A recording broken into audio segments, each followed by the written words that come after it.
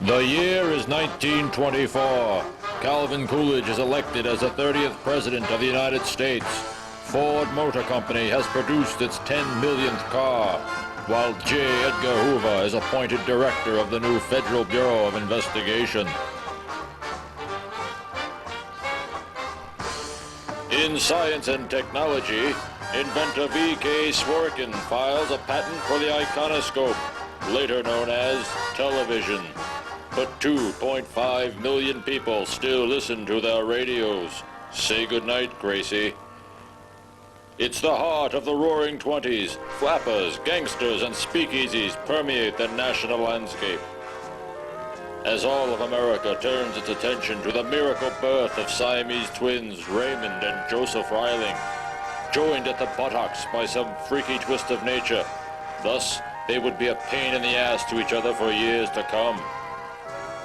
Found abandoned in a fish canning factory, doctors rushed the twins to the hospital for immediate surgery. America holds its collective breath as the surgeons perform the operation live on the air to 10 million households. Across the ocean, the Vatican holds a special buttocks mass for the twins that is brought to a sudden halt when the Pope forgets the Latin word for tushy.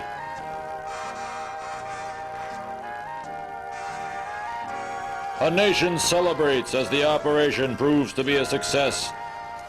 The twins are separated with no complications other than a bad case of hemorrhoids that will continue to plague one of the young Rilings into adulthood. Strapped to the front of a 1923 Duesenberg, the twins are paraded around the city as the public erupts in joy. After viewing the twins parade, speakeasies across the country have a new password. The phrase, "Rubber baby buggy bumpers," is invented.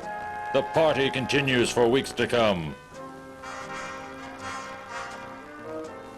But a fickle public soon turns its attention back to its popular pastimes, as Babe Ruth is acknowledged for hitting 500, the most he's ever weighed.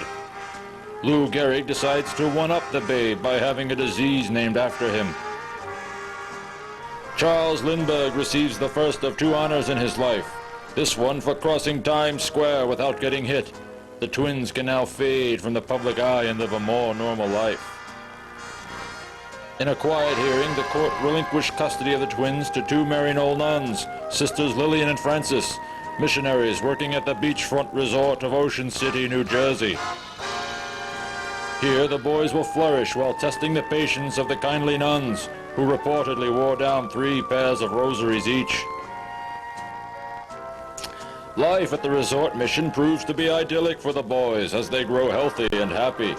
Life takes on an even happier note as the twins are reunited with their biological father, Raymond Sr., who miraculously recovered from amnesia, caused after being hit on the head by a case of canned tuna. Still not fully recovered, he can't seem to remember where he left his pants.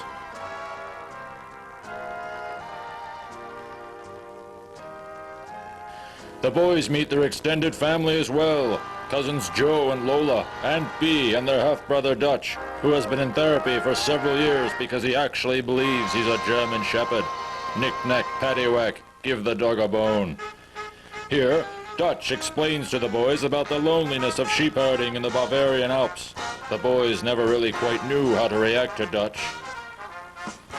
Here the boys with Sister Lillian pose with a young Mother Teresa, thought to be around the sprightly age of 35 at the time of this photo. The family would often travel to Atlantic City to walk the boardwalk.